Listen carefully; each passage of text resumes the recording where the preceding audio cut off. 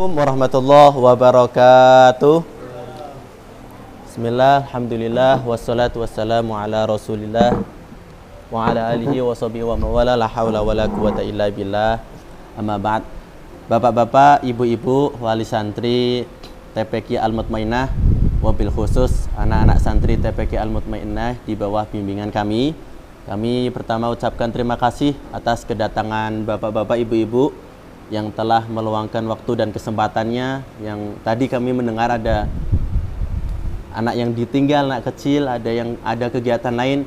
Kami sedari awal mempersilahkan barangkali ada kegiatan ataupun hal yang tidak bisa ditinggalkan. Kami sangat-sangat tidak mengapa, istilahnya memaklumi atas segala kemakluman tersebut. Sehingga kita di sini bukan atas istilahnya ada sesuatu yang akhirnya mengganjal gitu, dari nggak maksimal kita dalam melakukan satu kegiatan ke satu kegiatan lain. Kiranya apa yang paling urgent silahkan putuskan untuk kemana kita mau pagi hari ini untuk melaksanakan kegiatan tersebut. Berikutnya kami mengucapkan juga apresiasi yang luar biasa karena Bapak Ibu ini telah benar-benar meluangkan segala waktu dan kesempatannya, yang mana ini merupakan satu ikhtiar orang tua kita, orang tua masing-masing wali santri untuk benar mengurusi, untuk benar serius dalam mendidik anaknya, wabil khusus dalam pendidikan Al-Quran. Kami katakan Bapak Ibu, secara pengalaman pribadi kami dari dulu kami kecil, kalau bisa dipresentasekan di antara 1 sampai 100 faktor penentu kesuksesan santri ataupun anak dalam pendidikan Quran khususnya, selama kami menjalankan kehidupan selama ini, pernah menjadi seorang anak yang ikut TPQ juga, maka kami katakan 90%-nya ditentukan oleh orang tuanya. 10%-nya baru TPQ-nya, 10%-nya baru gurunya, 10%-nya baru hal lainnya. Tapi 90% kami katakan yang menentukan kesuksesan anak wabil khusus pendidikan Quran adalah orang tuanya. Kami mengatakan demikian bukan hanya sebuah omong kosong Bapak Ibu, tapi ini kenyataan kami pribadi. Kalau pengen sedikit mengetahui seluk-beluk kami dahulu, kami termasuk orang yang nakal. Kalau kami perhatikan anak-anak Bapak Ibu, kalau bisa dikatakan paling nakalnya begitu saja. Kalau kami Ibu pernah disuruh berangkat TPQ, dari rumah niatnya berangkat, udah naik sepeda berangkat, pakaiannya udah pakai baju koko, busana muslim, pakai tas, tapi nggak sampai TPQ malah main bola. Ada nggak di antara kita? Sampai detik ini kami tidak menemukan kasus itu untuk santri-santri anak-anak Bapak Ibu. Tapi kami dahulu begitu terjadinya. Pada waktu itu apa yang dilakukan orang tua saya? Ya pada waktu itu memang pendidikannya keras dan tidak seperti zaman sekarang. Jadi jangan disamakan. Dahulu ketika saya ketahuan ditampar lah, ditabok lah. Pokoknya gimana anak saya ini agar sukses pendidikannya di TPQ yang kami jalani dahulu. Artinya sebenarnya secara pribadi anaknya, ya tidak ada hiroh, tidak ada semangat, tidak ada keinginan untuk TPQ. Pengennya main aja, nakal aja begitu. Sukanya main aja tanpa pengen istilahnya ada semangat, ada keinginan untuk TPQ. Tapi saya lihat Bapak Ibu, anak-anak Bapak Ibu, ya, ada bahkan sebagian besar yang berangkat TPQ karena mau berangkat TPQ, bukan karena atas paksaan orang tua. Sampai detik ini pun kami tidak pernah mendengarkan dari anak ataupun orang tua yang merasakan anaknya dipaksa untuk TPQ, tidak pernah. Tapi kami terjadi dulu, kami dipaksa oleh orang tua kami. Artinya kok bisa kami perjalanan kehidupan pada sampai detik ini, yang secara pribadi bisa dikatakan bukan guru dari santri saja, tapi trainer untuk guru se-Indonesia. Karena pengalaman 3 tahun terakhir kami waktu di Jogja, itu yang mengisi trainer pembelajaran Quran se-Indonesia yang kami sudah ke Jawa. Itu yang maksud kami sampaikan bukan apa-apa, tapi adalah satu hikmah dahulu pendidikan bagaimana kami pribadi yang ditentukan kami pribadi menjadi seperti orang demikian ini adalah orang tuanya. Kalau bukan karena orang tua saya, wabil khusus ibu-ibu, ini apalagi wabil khusus ibu-ibu, karena saya sudah tidak punya bapak, sudah mulai dari kelas 6. Ya, kalau ada bapak ya alhamdulillah, dari bapak dari ibu saling mensupport anaknya bagaimana sukses pendidikan Qur'annya. Kenapa saya begitu semangat untuk menyampaikan ini? Karena ini ilmu yang bisa mengantarkan bapak ibu untuk masuk surga. Bolehlah bapak ibu punya anak yang berprestasi ranking 1, ranking 2, ranking 3 di sekolahan formal. Tapi kira-kira lihat, dari prestasi anak itu yang juara Olimpiade Matematika misalkan, atau apa di pendidikan formal, bisa nggak memasukkan bapak ibu ini untuk masuk surga? Kan sebenarnya intinya gimana anak kita itu yang menjadi titipan untuk kita justru menghantarkan kita kepada surga, bukan malah menjadi fitnah untuk menghantarkan kita ke neraka. Itu intinya anak itu amanah, agar kita bisa manfaatkan amanah itu untuk kita bisa masuk surga lewat amanah itu. Nah, itu anak. Tapi di sisi lain juga anak itu bisa menjadi fitnah. Anaknya nakal, anaknya durhaka, anaknya melakukan ini. Maka bukan malah memasukkan orang tuanya ke surga, malah masukkan ke neraka. Na'udzubillah. Maka ini ikhtiar di pendidikan Quran ini, bagaimana kami membantu perannya Bapak Ibu.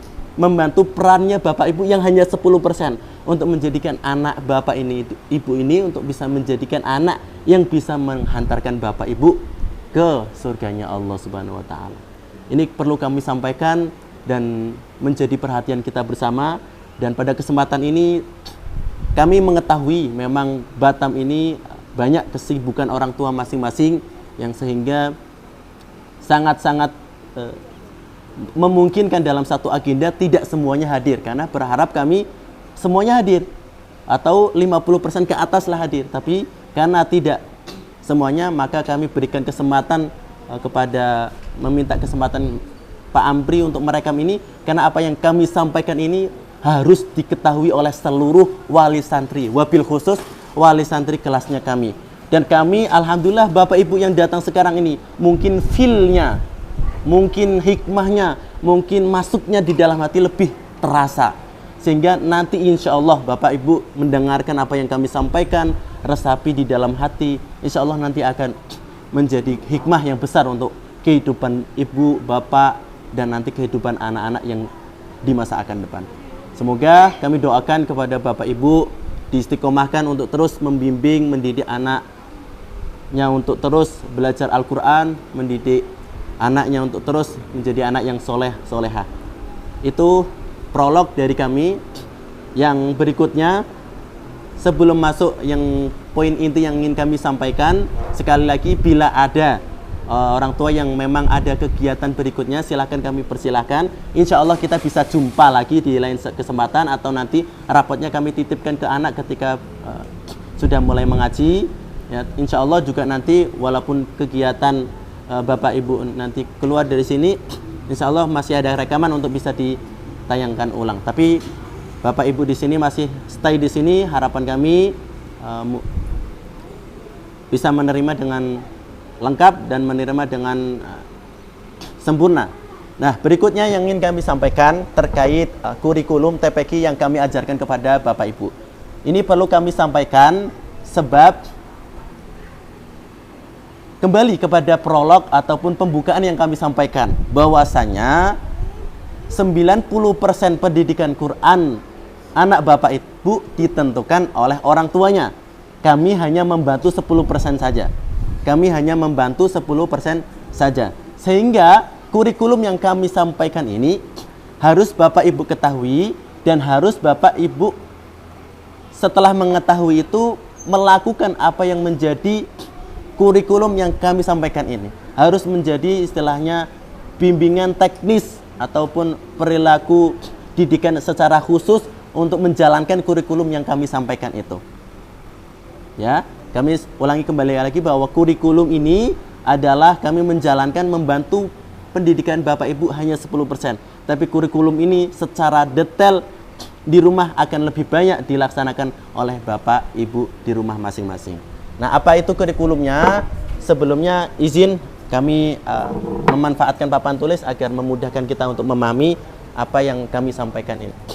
Jadi pembelajaran Al-Quran di TPQ Al-Mutmainnah ini kita dimaksudkan adalah belajar Al-Quran.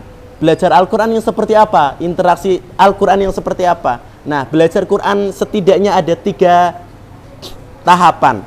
Ada 3 cara dalam kita berinteraksi ataupun belajar Al-Quran. Yang pertama disebut qiraah. Qiraah adalah satu proses pembelajaran Al-Quran untuk bisa membaca Al-Quran dengan baik dan benar tanpa ada tuntutan untuk kita paham dengan apa yang kita bacakan dan lain sebagainya. Hanya sekedar baca. Hanya sekedar baca. Jadi gimana agar anak-anak Bapak Ibu masing-masing bisa membaca Al-Quran dengan baik dan benar. Ilmunya ada banyak. Yang paling utama ilmu tajwid.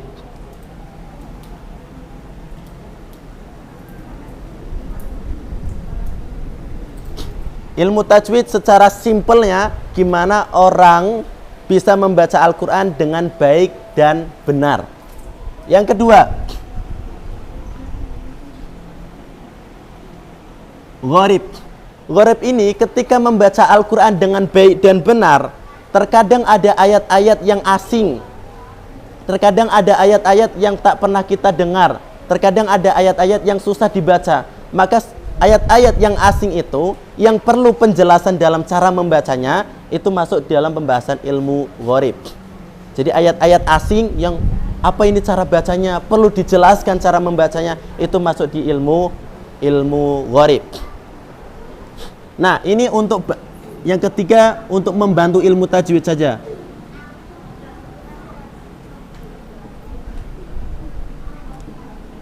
Nadham tajwid. Kalau kitab yang kami sudah susun, di dalamnya khusus membahas makharijul huruf dan sifatul huruf. Intinya belajar melafadzkan huruf-huruf Al-Quran dengan baik dan benar yang merupakan inti dari ilmu tajwid.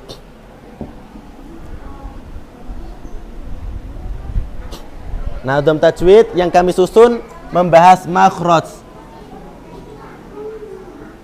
dan sifat. Maksudnya adalah membaca huruf berdasarkan tempat keluarnya dan sifatnya yang merupakan inti dari ilmu tajwid. Simpelnya beginilah. Yang pertama ini, qiraah ini bagaimana anak bisa membaca Al-Quran dengan baik dan benar. Itu dipelajari secara sempurna 100% di kelas sore. Nah, kelas sore anak bapak-bapak ibu-ibu ini anak kelas sore atau kelas malam. Nah, kalau kelas sore berarti ini full 100% dipelajari di dalam qiraah. Jadi anak-anak belajar pada seputar ilmu tajwid, ilmu gharib, ya, kemudian makhraj, sifat dan lain sebagainya. Intinya lulusan dari kelas sore itu di proses qiraah ini bagaimana anak bisa membaca Al-Qur'an seperti mana dulu Al-Qur'an pertama kali turun, seperti mana bacaannya Rasulullah ketika menurunkan kepada para sahabat sampai generasi berikutnya. Itu yang pertama, qiraah. Nah, yang kami sampaikan ini adalah ketika kami melakukan proses pembelajaran qiraah di kelas sore ini, entah itu dengan klasikal menyampaikan materi-materinya ataupun teori-teori ilmu tajwid, gharib dan lain sebagainya. Nah, kami harap Bapak Ibu membantu kami di rumah. Kalau tidak tahu ininya, tak masalah. Kami minta bantunya agar anak-anak itu dimotivasi. Dimotivasi apa? Untuk mengulang-ulang ilmu tajwidnya, gharibnya, nadham tajwidnya, untuk mengulang-ulangi utamanya dalam praktek membacanya. Kenapa demikian? Karena kami kalau mengajarkan di dalam satu kelas dengan tempo waktu hanya 1 jam, bahkan tidak ada sampai 1 jam barangkali, atau paling kita simpulkan 1 jam. Untuk memaksimalkan ini semuanya, kami sangat-sangat kewalahan. Maka kami minta bantu, ya sebenarnya bukan minta bantu, tapi membantu Bapak Ibu untuk yang perlu kami sampaikan kepada anak Bapak Ibu, apa yang perlu kami ajarkan. Selebihnya apa yang anak-anak sudah dapatkan istilahnya diulang-ulang kembali, di murojaah di rumah masing-masing. Kalau cuma anak-anak yang berperan di situ nggak akan jalan, harus ada perannya orang tua. Nah, tadi dapat apa di TPQ? Tadi Ustadz Agung dapat apa materinya? Ayo diulang-ulang. Kita nggak tahu nggak apa-apa, nggak tahu nggak apa-apa. Syukur-syukur kalau tahu. Makanya nanti insya Allah perkembangan ini akan kita terus kejar untuk kebaikan TPQ ini. Salah satunya nanti orang tua bisa memahami apa yang anak-anak masing-masing pelajari di TPQ. Dengan cara apa? Nanti ada kelas khusus untuk orang tua. Maksudnya adalah ketika paham orang tua tentang apa yang dipelajari anak-anak, nanti ketika anak-anak balik ke rumah, oh pelajarannya ini. Nanti orang tuanya bisa kasih pertanyaan. Ayo ini apa? Ayo ini apa? Ayo cara bacanya gimana? Ayo diulang-ulangi. Tapi kalau nggak tahu kan kita cuma bisa memerintah. Tapi itu pun sudah cukup. Kalau syukur-syukur paham juga, nanti lebih besar lagi dampaknya. Ya, kembali lagi intinya yang kami sampaikan untuk kelas qiraah ini, kami mengharap peran Bapak Ibu untuk terus membimbing anaknya di rumahnya masing-masing. Ketika kami berikan tugas, jangan malah acuh tak acuh seperti mana tidak ada tugas. Istilahnya disepelekan saja. Ya, kami harap di rumahnya ya dimotivasi anaknya. Kalau malas misalkan dikasih hadiah, kalau apa misalkan diajak jalan-jalan, udah dapat hadiah, nah baru disuruh anak santri masing-masing untuk mengulang materinya untuk dan lain sebagainya. Nah, demikian untuk satu qiraah. Nah, berikutnya tahfiz. Nah, ini tahfiz ini sudah secara sederhana dah menghafal Al-Qur'an. Begini kejadiannya, kondisinya di kelas tahfiz kelas malam ya. Kalau tadi membahas kelas sore, sekarang orang-orang tua yang anak didiknya di kelas malam tahfiz yang merupakan sebagian besar. Kami sampaikan ini perlu dan ini harus dipahami untuk semuanya. Tahfiz ini proses menghafal Al-Qur'an. Proses menghafal Al-Qur'an. Bagaimana Al-Qur'an ini dihafalkan dengan hafalan baik dan benar. Dan di sini menghafal tidak hanya sekedar menghafal, tapi ini merupakan satu buah tahapan.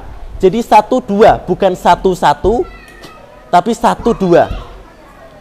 Bisa dipahami secara sederhana. Ini merupakan tahapan. Tahapan dalam proses kita mau belajar Quran.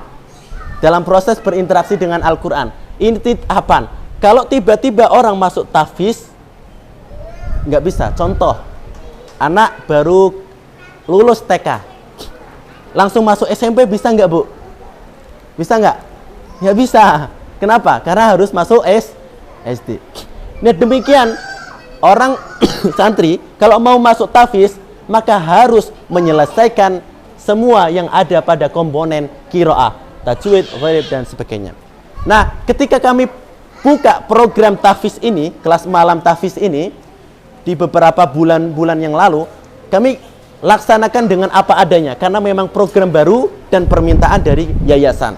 Kami adakan, berjalannya waktu kurang lebih 1 bulan sampai 2 bulan, kami mulai mengetahui kondisi yang ada. Maksudnya adalah kami memahami dari kemampuan santrinya. Ternyata kami tes satu-satu anak-anaknya, kalau bisa dikatakan tidak ada satupun santri yang memenuhi kualifikasi untuk bisa menghafal Quran. Kenapa demikian? Bapak Ibu harus benar-benar mengetahui tentang kami pribadi. Kami ingin menceritakan bagaimana proses dulu kami belajar Al-Quran. Bisa sampai hafal Quran, sampai bisa 30 juz selesai. Itu ada tahapan-tahapan. Yang ini coba kami duplikasikan sekarang ini untuk Bapak Ibu. Jadi demi kebaikan Bapak Ibu masing-masing. Anak Bapak Ibu masing-masing. Dulu kami prosesnya TPQ. Kalau TPQ di sana, kami belajar TPQ hanya belajar di bagian satu saja. Setelah selesai TPQ di wisuda, ya, di wisuda baru kami masuk pondok pesantren yang notabene tahfidzul Quran, menghafal Quran. Nah, karena sudah basic TPQ-nya sudah kuat, sudah punya bekal, ini menjadi bekal, komponen qiraah ini menjadi bekal, maka menghafal Qurannya sungguh enak, lancar, cepat. Kami selesai 30 juz kurang lebih 2,5 tahun atau 3 tahun. Itu bisa terjadi kepada anak Bapak Ibu masing-masing yang mengikuti kelas tahfiz. Dan semua anak-anak santri yang kami didik di kelas tahfiz belum mencukupi kemampuannya untuk menghafal Quran. Ustadz, lah ada kejadian kok ada anak kecil, ya, anak kecil bahkan belum bisa baca Quran, kok dia sudah hafal Quran, kok dia sudah bisa hafal surat ini. Beda kondisinya. Kondisi yang seperti ini ketika ada anak-anak balita misalkan, ada anak-anak yang sudah bisa kok hafalannya banyak. Perhatikan bagaimana proses pendidikan Qurannya anak-anak ini, proses tahfiznya. Ada 2 yang harus terjadi pada anak-anak balita ini bisa sampai hafal Quran. 1, gurunya yang memang mumpuni, sudah memiliki kemampuan qiraah, sudah bacaannya bagus, sehingga anak-anak ini bukan belajar teori tapi langsung praktek.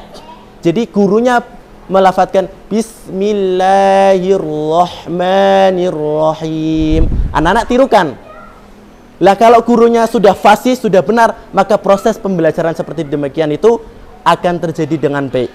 Nah kalau gurunya tidak bisa, ada orang tuanya misalkan apalagi anak balita, biasanya tidak ada programnya ini, sangat sedikit untuk balita ini ataupun orang kecil.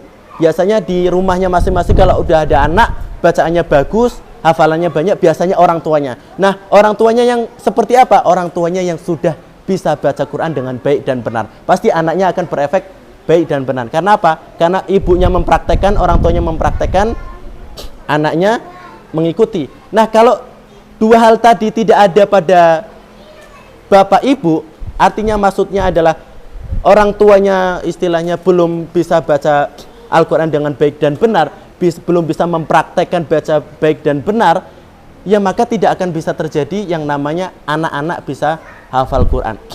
Karena proses hafal Al-Quran ini, bagaimana merekam bacaan Al-Quran itu rekaman yang benar, rekaman yang baik dan benar. Kalau gurunya salah dalam melafadzkan, apalagi orang tuanya salah yang melafadzkan, yang kho dibaca ini sifatnya kurang benar dan lain sebagainya, belum fasih, belum sesuai dengan kriteria qiraah, maka yang terjadi apa? Yang terjadi hafalan anak-anak ini adalah hafalan yang rusak. Ia hafal Al-Qur'annya, hafal surahnya, hafal ayatnya, tapi bacaannya semuanya berantakan. Nah, kalau ayat sudah terekam, sudah terhafalkan, tapi posisi rekamannya itu rusak, itu lebih sulit diperbaiki daripada baru belajar Al-Quran saja. Maka ketika melihat kami kondisi demikian ini, maka dari beberapa bulan yang lalu itu kami memulai untuk mencicil materi dari qiraah. Sehingga yang sebenarnya ini adalah sebuah jenjang, ya, sebuah jenjang dari qiraah kemudian naik tingkat ke tahfiz, maka berubah menjadi akhirnya semuanya setara. Kelasnya tahfiz sebenarnya lebih tinggi lagi, tapi muatan materinya kami sisipkan, bahkan menjadi komponen materi utama, yaitu pembelajaran materi qiraah yang ada pada kelas tahfiz malam itu. Sehingga yang terjadi saat ini anak bapak ibu mungkin banyak mengulangnya, mungkin tentang nadhum tajwid, tentang ilmu tajwid dan lain sebagainya, bukan dari segi hafalan. Kenapa? Karena memang itulah yang akan kami didik, seperti mana kami dulu diduduk oleh para guru-guru kami, seperti mana tahapan proses belajar Al-Quran, seperti mana yang sudah dicontohkan para ulama kita, para rasul kita, apalagi sesuatu yang sudah dicontohkan, sudah jelas, kenapa kita tidak mencontoh? Dan kami secara pribadi telah mengetahui itu, maka yang demikian ini kita duplikasikan dalam proses pembelajaran ini. Maka nanti harapannya ketika nanti sudah selesai, sudah berkembang nantinya, maka ini menjadi satu tahapan proses tersendiri dari ketika kelas qiraah naik nanti kelas wusto ini sebenarnya belajar memahami Al-Quran, memahami kitab kuning, memahami kitab-kitab ulama, tapi di sini setara juga dengan kelas tahfiz. Nanti ada kelas tinggi lagi ulia, yang itu menjadi rencana kami untuk kurikulum TPQ Al-Mutmainah. Jadi demikian tadi prosesnya, 1 qiraah, 2 tahfiz, yang namanya yang ketiga adalah tilawah. Ini ula atau pemula. Ini wusto, menengah. Ini tinggi atau ulya. Sehingga kalau kami katakan anak bapak ibu semuanya ini baik sore ataupun malam semua masih pada takaran seperti ini. Yang mereka pelajari tentang ilmu tajwid, gharib, naudham tajwid yang pembahasannya tentang makhraj dan sifatul huruf. Sehingga setelah ini nanti memang kami sudah plankan kurang lebih ya, sedikit banyak sudah dibahas oleh beberapa para pengurus termasuk ketua yayasan menyampaikan kepada kami jenjang satu ke jenjang yang lainnya nanti ada yang namanya wisuda. Setiap tahun pasti ada, insya Allah akan kami usahakan. Sehingga nanti ketika anak sudah selesai dari kelas dasar, bacaannya sudah bagus, ada dua pilihan, mau tahfiz ataupun mau belajar kitab kuning atau memahami Al-Quran dasar. Belajarnya apa? Nahwu sorof. Jadi ada Al-Quran, Al-Qurannya gundul tapi bisa dibaca. Bahkan tidak hanya sekedar bisa membaca, bisa memberi maknanya. Itu yang dipelajari di kelas menengah. Boleh pilih ini atau boleh tahfiz. Intinya tahfiz ini merupakan jenjang tengah yang harus ditempuh oleh santri memenuhi kriteria qiraah. Adapun tahfiz yang sekarang beda kondisinya. Beda kondisinya sehingga tahfiznya tetap ada tapi hanya sedikit. Tahfiznya ada tapi hanya sedikit, yang lebih banyak mungkin kalau kami katakan 90%-nya adalah materi qiraah yang sama sekali anak-anak belum mengetahui secara sempurna. Nah, demikianlah yang kami terapkan pada TPQ anak bapak ibu sehingga ini menjadi satu pemahaman kepada bapak ibu semuanya, dan ini menjadi satu juga pengertian kepada bapak ibu. Barangkali ada yang kurang sepakat, barangkali ada satu tanggapan, silahkan berikan masukan kepada kami, kepada Pak Kepala ataupun kami pribadi, atau bahkan misalkan kalau memang seperti ini proses ataupun tahapannya yang sudah ada di dalam TPK Al-Mutmainah kok tidak sepakat, punya referensi lain ataupun punya pilihan lain, dipersilahkan.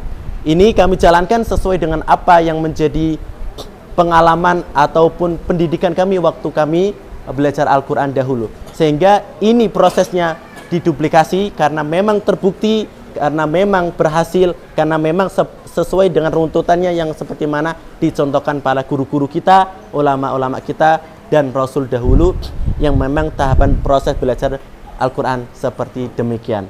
Nah, demikianlah Bapak Ibu yang mungkin sekelumit ini, yang panjang lebar ini, barangkali ada yang mau ditanggapi ataupun ada pertanyaan, dipersilahkan.